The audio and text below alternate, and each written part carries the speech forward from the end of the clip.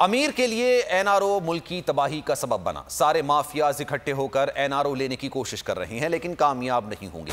सबको कानून के नीचे लाया जाएगा। मुल्क से भागने वाले ज्यादा देर नहीं बचेंगे, वापस आकर वापस लेकर आएंगे।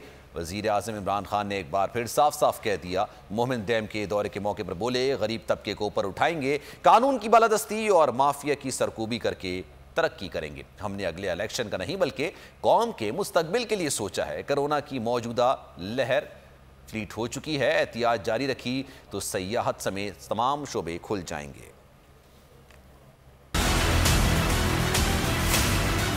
हमारा मुल्क में दो असूलों के ऊपर हमने पाकिस्तान को खड़ा करना है, एक कानून की बालादस्ती और ये जो सारे माफिया इस वक्त इकट्ठे होकर एनआरओ लेने की मेरे से कोशिश कर रहे हैं और जो नहीं कभी कामयाब होंगे, क्योंकि मैंने इनको कभी एनआरओ नहीं देना, इनको कानून के नीचे लेके आना है। ये मेरा सबसे पहला मकसद है। दूसरा मकसद कि अपने कमजोर गरीब तबके को ऊपर उठाना है, जो कि दुनिया की तारीख की मदीना में पहली फलाई रियासत बनी थी। जब भी हमारा टाइम खत्म होगा, ये 5 साल खत्म होंगे, मैं ये देखना चाहता हूँ कि पाकिस्तान में ये नहीं मैं देखना चाहता कि अमीर कैसे रह रहा है, मैं ये देखना चाहता हूं कि हमारा कमजोर तबका उसको हमने कैसे ऊपर उठाया।